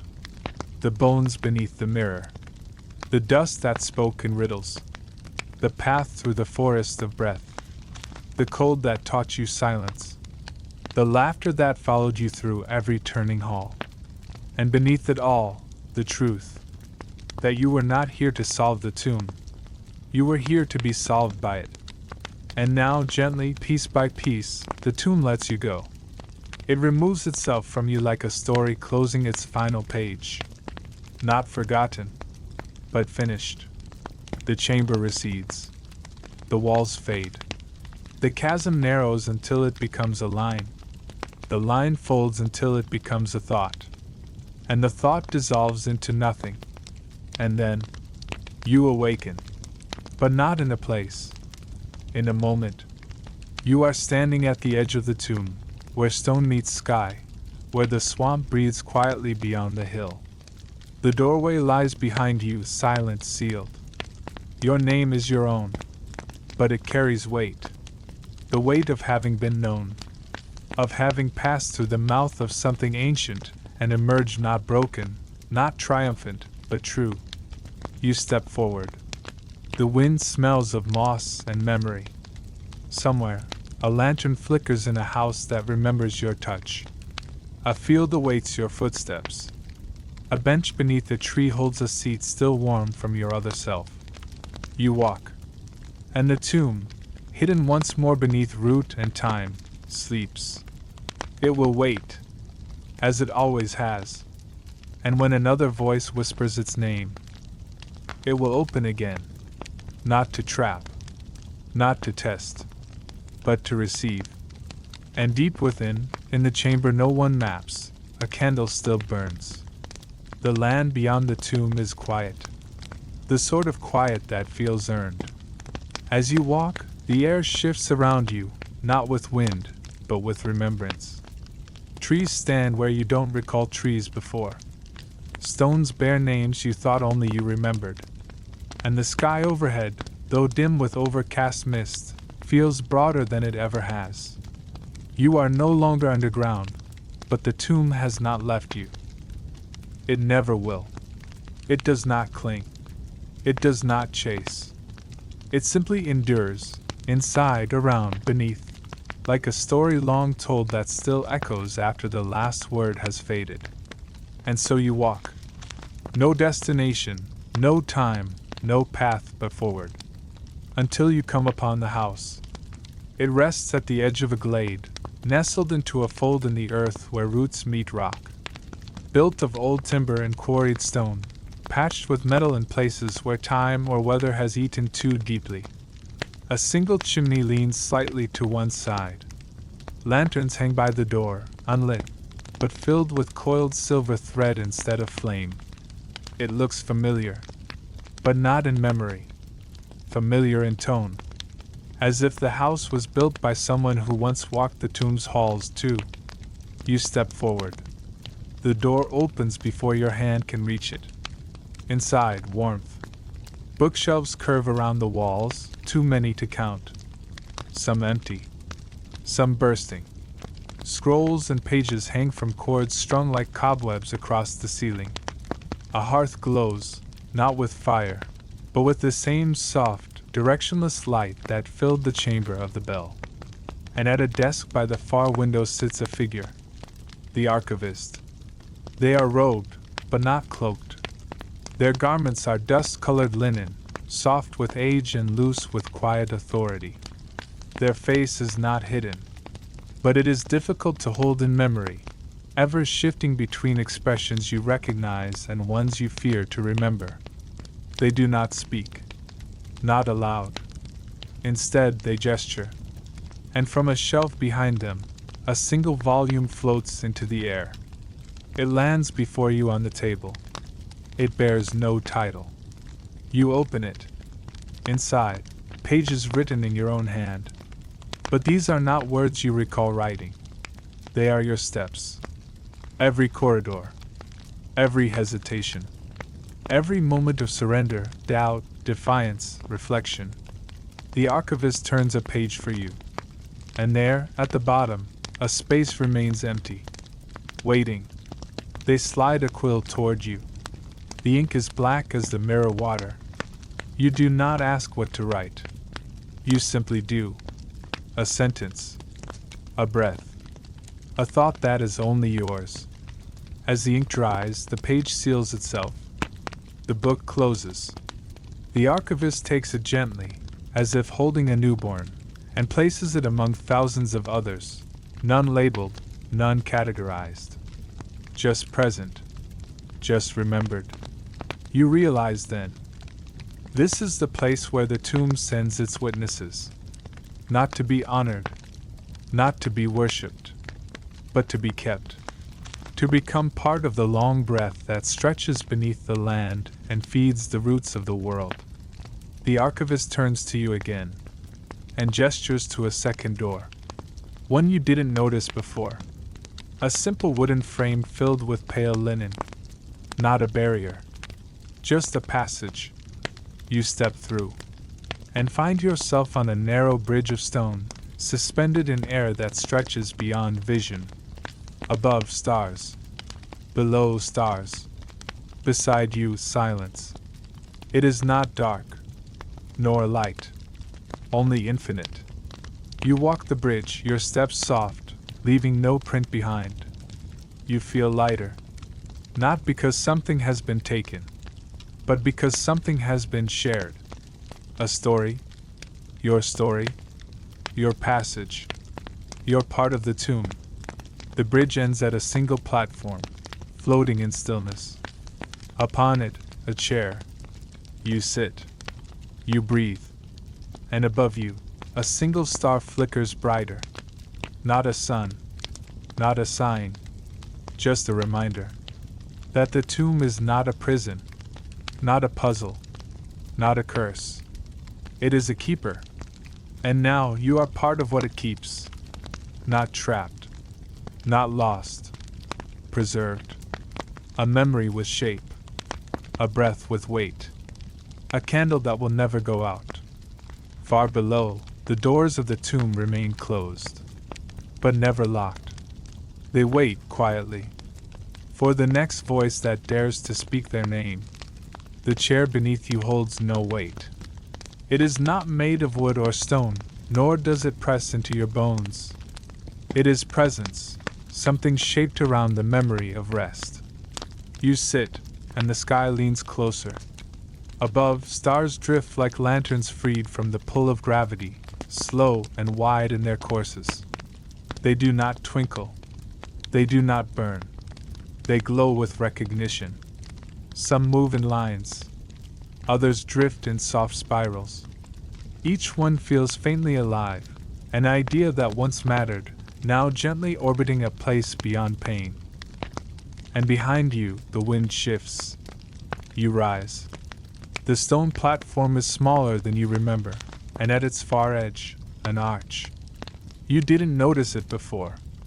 It is made not of stone, nor light, but of pages, thousands of them, fluttering as if in a breeze that touches nothing else. Some are blank. Some hold fragments of verse. One page whispers your name as you approach, then goes silent again. You step through, and you enter a library that is not built. It grows. Tall trunks form shelves, their bark split to reveal scrolls. Leaves unfold into folded notes. Vines drip with tiny books soft as fruit. The scent is rich: paper, moss, old ink, candle smoke, and a hint of lavender pressed between forgotten pages. There is no roof. Only branches. Only sky. Somewhere above, a bell chimes once, not with metal, but with breath. The library that remembers you does not organize its collection alphabetically or chronologically. It remembers in affection. Books are shelved beside one another not because they belong together, but because they loved one another. One book hums quietly, vibrating against its neighbor like a heartbeat. Another opens slightly when you pass, revealing only a single word. Again. You are not alone here. Figures move through the space, some like you, others only half-shaped. Some walk backward. Others hover just above the ground. They do not speak aloud. They listen. Each carries a page, a sentence, a memory. None disturb one another. You pass beneath an archway formed by bent spines. And there, on a pedestal shaped like a waiting palm, is a book bearing your likeness. Not a portrait, but your feeling, the weight of your thoughts, the tone of your silence, the rhythm of your steps through the tomb. You touch it. The cover feels like breath on glass. It opens. Inside, blank pages begin to fill, not with words, but with texture. The grit of gravel in the first corridor. The wet breath of the mirrored tunnel. The ash smell of the broken god's chapel. The quiet warmth of the room with no light. Each page turns. Each page remembers you. Not the facts of your journey. The truth of it. The why behind your silence. The fear beneath your courage. The reasons you stepped forward when you could have turned back. The final page contains a single line, scrawled in a hand not your own. We hear you. You do not cry. But the moment allows it. Because this is not a place of triumph. It is a sanctuary for those who dare to walk through themselves. And now, in this library beyond endings, the tomb sends one final echo, not a warning, not a reward, but a blessing. The door opened because you knocked gently. You sit. The book closes itself, folds into a leaf, drifts upward into the canopy, and takes root. You are remembered now, not as a hero, not as a conqueror, but as someone who walked through silence and listened. A rustle, a new path, a gentle tug at your sleeve. You rise one last time. The shelves begin to blur behind you, softening into fog, into wind, into thought. You walk into the forest that holds no edge. And the tomb, far beneath memory, rests easy.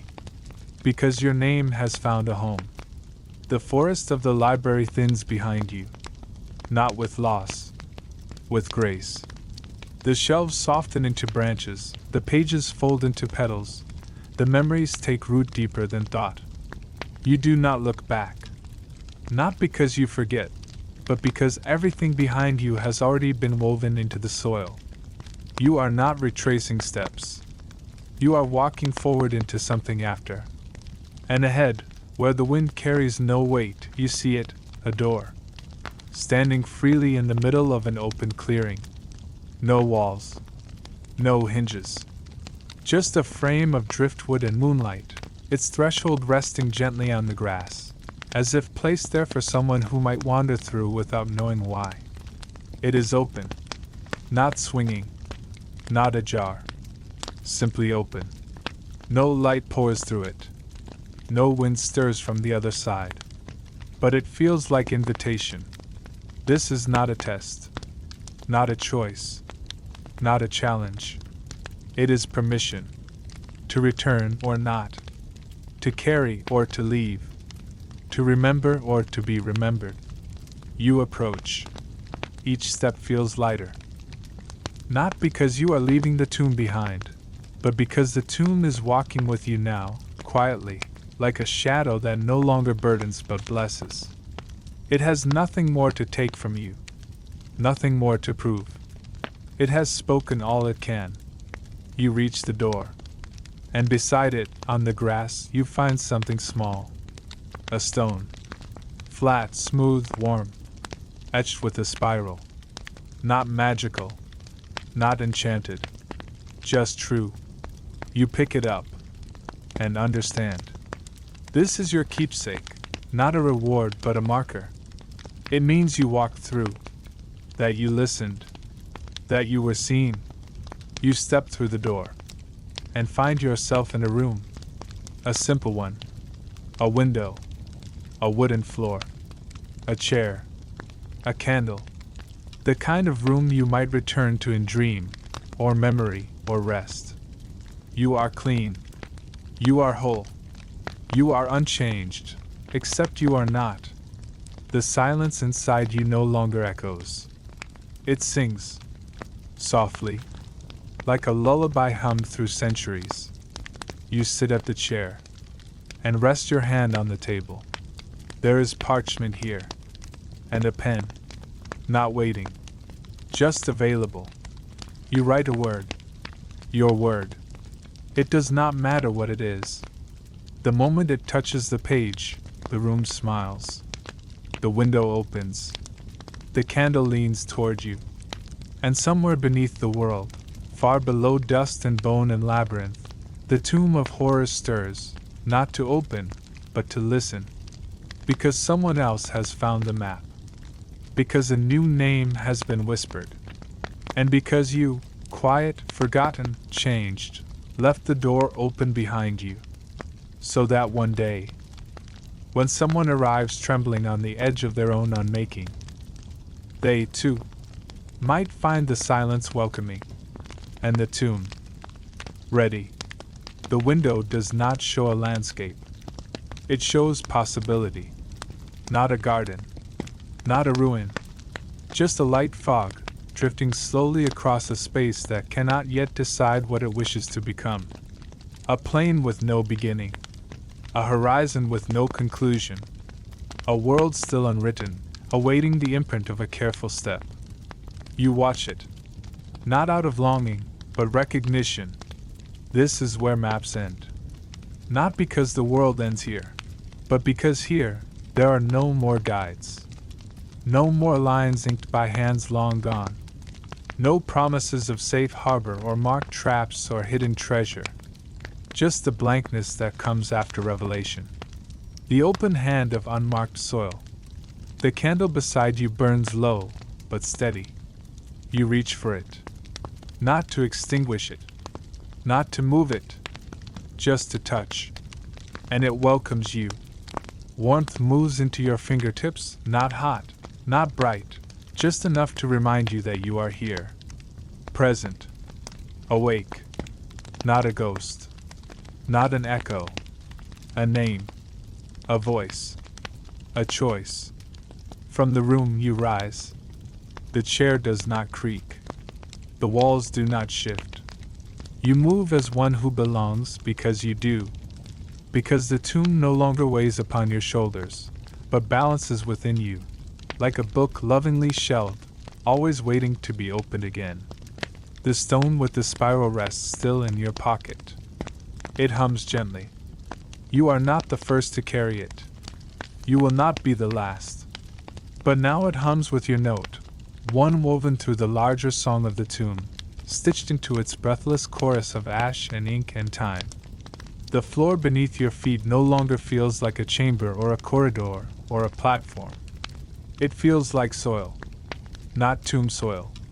World soil. Above you, the roof dissolves. Clouds open like curtains drawn apart. And there it is. Sky. True sky. With no tricks, no illusions, no tricks of mirrored glass or dream logic. Just blue. Just wide. And open. The wind touches your face. It knows you now. Not as a trespasser. Not as a survivor. But as a witness. You begin to walk. Each step presses lightly into grass, soft with dew and golden in the light of a sun that has not yet fully risen. The world is still sleeping, but it shifts slightly at your approach, as if adjusting its blanket to make room. There are no signs, no footprints, only the direction you choose. You pass beneath a willow tree that does not remember its name. You cross a stream whose water forgets itself the moment it moves on. You follow a path made entirely of memories you do not recall having, but feel as if you've always known. And ahead, there is a stone. Not carved, not placed. Just found. Flat, gray, shaped like a heart if hearts had forgotten their symmetry. Upon it rests a single object. A piece of charcoal. Worn. Used. But not spent. You pick it up. And the air stills. Not waiting. Inviting. You turn. Behind you, there is no house. No room. No door. Just open land, and the faintest shimmer in the air where your final choice once burned. You kneel, and draw, not because you must, but because now it is your turn. You mark the place, not with your name, but with the path you took. A curve, a loop, a spiral that never quite ends. When you rise, the mark remains, not to guide, but to glow. Faintly, just enough, so that when another traveler finds themselves at the edge of everything, the light will greet them. Gently, like a hand offered in the dark. The candle in your pocket flickers once, and then within you. So do you. The charcoal spiral fades behind you, not vanishing, but settling. Like a footprint that understands it has done its work. The land around you is wide now. Gentle hills roll outward like quiet breaths. Trees sway without wind. Birds drift, not flying, simply gliding on thoughts the sky has yet to shape. Everything is hushed. Not out of fear, but reverence. There is a line in the grass ahead. Subtle. Barely more than a crease. You wouldn't notice it if you weren't listening with your whole body. You step over it.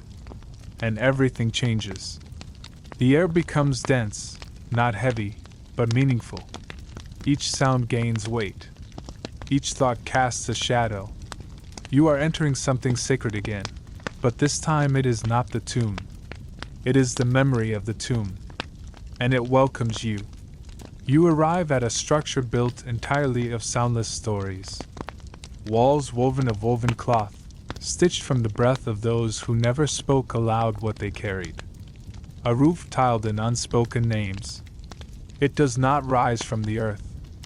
It settles into it, like a book placed lovingly on the shelf of a world that finally had room. Inside, there is no door. You pass through the threshold simply by being known. This is the whispering threshold, where the tomb sends its echoes to rest, and the world learns how to hold them gently. There are others here. Not people. Not spirits. Presences. Like echoes that found form. They do not turn when you enter.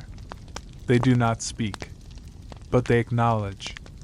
Each one holds something. A page. A stone. A lantern with no flame, still glowing from memory. They offer nothing. But neither do they retreat. You are not a visitor here. You are a whisper, returning home. At the center of the space, there is a table. Long. Wooden. Worn smooth by hands that never left marks. And upon it lies a map. Drawn not in ink, but in absence. Paths traced not by lines, but by the space left behind when someone chose. This is your journey. Not recorded. Reflected. You see every door opened, every breath held, every pause that felt like defeat and turned out to be grace. The tomb did not forget a single step. And now either will you. Beside the map lies a key. Old. Unlabeled. Heavy with waiting.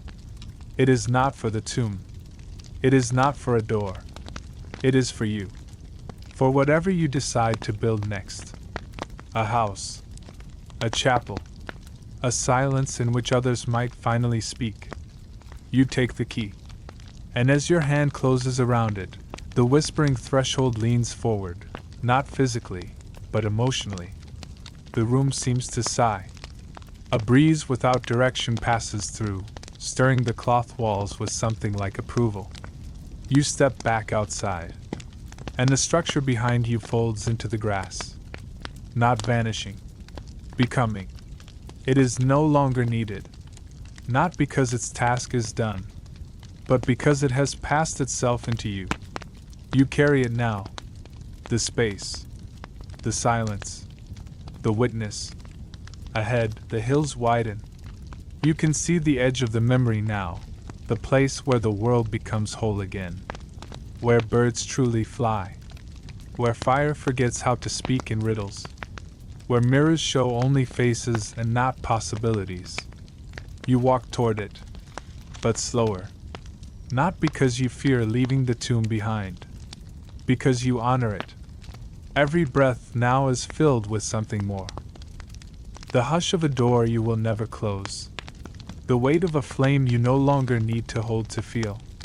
And somewhere, beneath the ground you walk, the tomb dreams. Softly. Slowly. Gratefully. Of you? The edge of memory is near. You feel it like a warmth building on your skin, like sunlight through fog. The ground beneath your feet is grass again, damp, real, rich with roots. But in every step, a trace of the tomb lingers. Not a haunting, not a chain, a presence. You walk without hurry. The hills roll open before you like a page turning itself. Trees grow taller, bolder. Flowers bloom that do not need to be named. And above you, the sky lightens into something new. It does not return to the one you knew before the tomb. It unfolds into a sky that has heard your silence and accepted it. You crest the final hill. Below, a valley. And at its heart, a single stone, standing upright in a wide clearing. Unadorned. Except for a sigil. One you know. A spiral. carved not by chisel, but by time itself, wind and rain and waiting.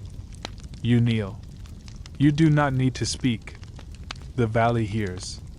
The tomb hears. This is its last dream, coiled gently into the folds of the world. The place it keeps for those who reach the end not with answers, but with presence. You reach into your pocket. The spiral stone, the first one, rests quietly against your palm. You place it at the base of the standing stone, and it clicks into place. Not a sound of metal, not the logic of machinery. A note. Clear. Soft. Final. And then movement. From behind the trees they arrive.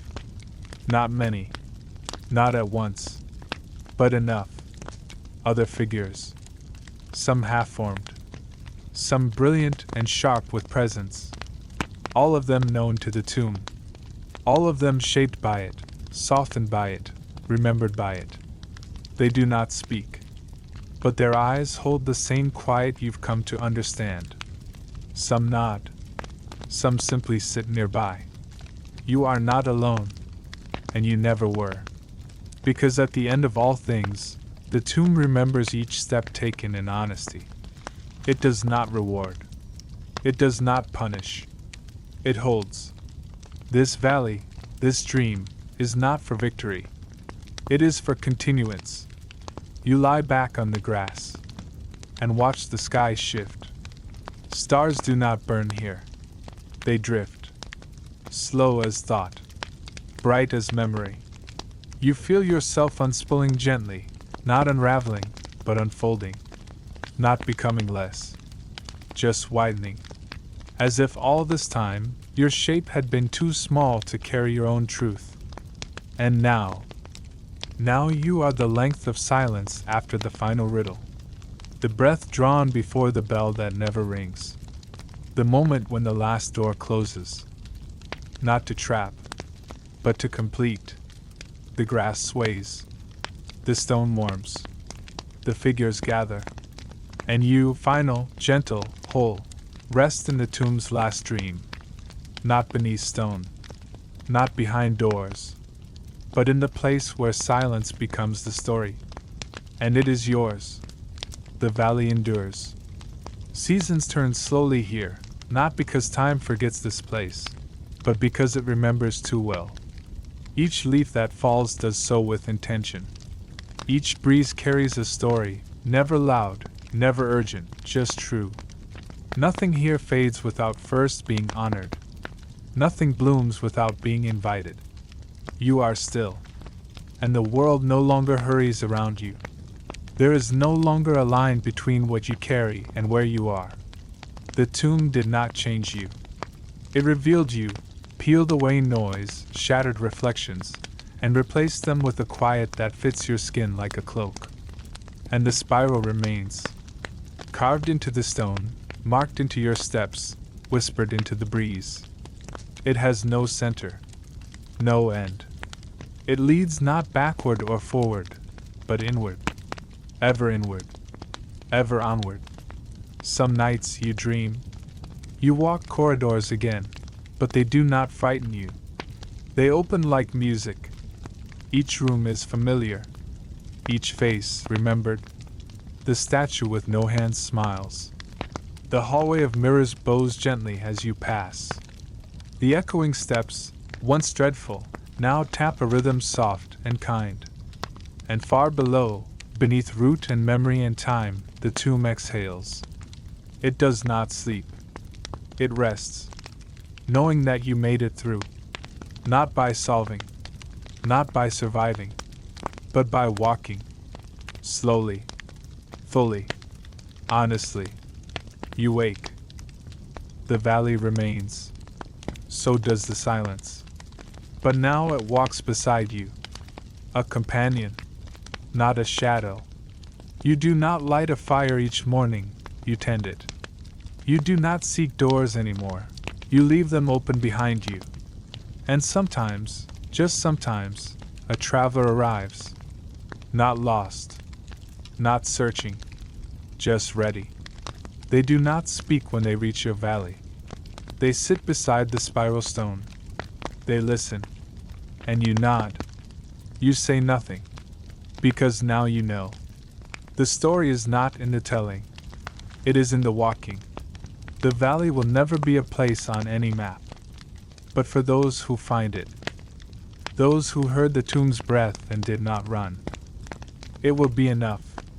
The final echo. The final gift. Not an ending. Not even peace. Just the simple, sacred truth.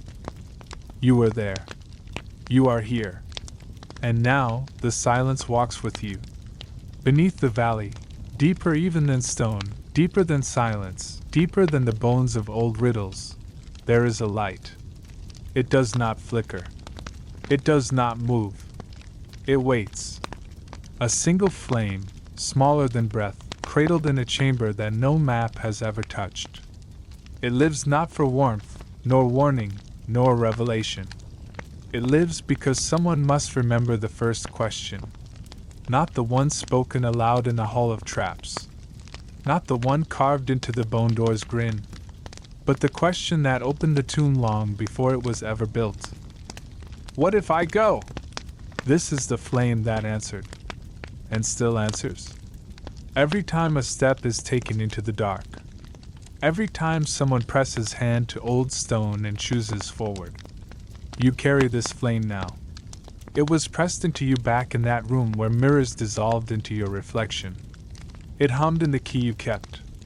It pulsed in the candle you touched. And now it lives just beneath your ribs. Quiet. Undemanding. But eternal. Some nights, in the valley, when the mist lays low and the roots of the trees rise just enough to look like fingers reaching toward memory, you place your palm to the ground and feel it. A warmth that does not burn. A pulse that does not hurry. It is the tomb, still breathing. Still waiting, not as a trap, not as a dare, but as a keeper. And you? You are no longer the walker. You are no longer the one who escaped or endured. You are soil now. You are seed. What you carry will grow. Perhaps not into a chamber, or a library, or a bell, but into the courage to whisper, to choose. When a child kneels by a forgotten arch and wonders what lies beyond. When an old soul stares at the flame that will not die and chooses to listen instead of flee. When silence needs a name to wear and yours rises first. That is the flame. Still alive. Still beneath the roots. Still burning for those who ask the oldest question. What if I go? The answer is no longer written. It is felt. In grass that remembers every footfall. In stars that rearrange themselves slowly into stories. In the spiral carved not once, but again and again, wherever truth is touched by silence. And in you, stillness and motion, memory and forgetting, ash and seed, a light carried on, a door left open, a path walked gently, and the tomb, quiet and whole beneath the world, sleeps, not to forget, but to wait. There are places in the world that no one ever draws, not because they are hidden, but because they wait to be remembered. You find one on the edge of morning, a grove where the trees lean inward, not out of age or wind, but reverence. They arc together as if in gentle conspiracy, forming a quiet dome of green and gold. Moss carpets the ground. Water moves unseen beneath your feet, murmuring with the voice of rain from 1,000 years ago. At the grove's center, a lantern, hung on nothing, suspended above a flat circle of stone. It does not glow. Yet it illuminates. Not with light, but with recognition. This is the lantern that waits. It has waited for you. And it will wait for others. It does not judge those who arrive. It does not pity those who turn away. It simply exists, for the moment when someone pauses, breathes, and understands. This is the place where I can begin. You approach. The flame within the lantern stirs, but does not ignite. It pulses faintly, like a heart that doesn't belong to the body, but remembers how to beat. You kneel beneath it, not to pray, but to be still. The spiral stone is still in your pocket. The candle's warmth still inside your ribs. The silence still walks beside you. And now, this lantern, this moment, this waiting. It occurs to you, suddenly, that the tomb never closed behind you. Not truly. You did not escape. You did not leave it. You carry it, not as a burden, but as a reminder. And so you reach up, both hands open. The lantern lowers, not through magic, not through force. It meets you halfway. It was never above you, just waiting for you to stop running. Your fingers brush the frame, and in that touch, you feel every other hand that has done the same. Some long ago, some yet to come, each seeking not answers, but echo. And the lantern, slowly, softly, begins to glow. Not to light the grove, but to make visible the next step. The path ahead shimmers, not with gold, not with fire, but with memory. You rise. The lantern stays with you, floating gently over your shoulder. Its glow does not push away shadow. It welcomes it. You walk again, and the world seems to walk with you. Fields open. Clouds lift. You pass through forgotten ruins where vines spell your name. You step across streams that whisper songs from your first chamber. Everywhere you go, something has already remembered you. You begin to see other lanterns in the distance. Faint glimmers in other groves, other valleys, other places the world had not to deceive, but to protect. Each one held by someone like you. A traveler who did not flee the tomb, but listened to it, walked with it. Let it teach them how to wait. And as your path winds forward, you understand. The tomb was never a place. It was a promise. One whispered in dark halls, between riddles, beneath stone. A promise that somewhere, someone would stop running, would light a flame, would wait for the next soul brave enough to knock gently and open the door. The path winds onward, not in a line, but in a spiral. Always curving, always circling something just out of reach. But it doesn't frustrate you. It feels right, like the motion of breath, or the way stories return to their beginnings to become something new. Around you, the world hums, not with noise, but with memory. Trees lean in to listen. Stones hold your footfalls like secrets. The lantern above your shoulder glows gently. Not brighter, but closer. It has learned your pace. It no longer waits. It walks with you. And ahead, the sky shifts. A wind moves across the land, not cold, not warm, just steady. It feels like the voice of someone who once whispered your name in kindness, long ago, and is now whispering again. Tell me what you saw. You pause, because this is the first time you've been asked. The tomb never demanded your voice. It watched. It remembered. It let you carry your silence however you needed to. But now, here, on this quiet ridge, overlooking the low hills where morning gathers like silk across the fields, it is time to speak. Not loudly, not in speech, but in truth. You sit on a flat stone, its surface worn smooth by others who stopped here before you. You open your hands. The flame inside the lantern dips lower, bathing your fingers in soft amber. And you begin. You speak of the rooms, of the corridors that bent like memory, of the chamber of teeth and the mirror that blinked, of the key without a door and the bell that rang only in silence. You speak not to explain, but to give, to leave pieces of the journey for someone else to find, to turn your echo into something that might, one day, become a voice. The land listens. The lantern leans. And something deep beneath your words, beneath the language, beneath the telling, unfolds. The world changes when we speak what it has carried with us. You don't notice the roots forming beneath your feet. You don't see the spiral growing in soft grass around your seat. But it's happening. This is how the next tomb begins. Not with stone. Not with traps. But with the story of someone who walked through darkness and came back with a voice. When your words are done, the wind lifts. It does not carry them away. It plants them, like seeds. And from that place, something grows. Not a monument. A moment. A glade. A place where someone else might one day stop and say, I feel like someone was here. And they will be right. Because your voice will remain. Not in volume, but in presence. You stand.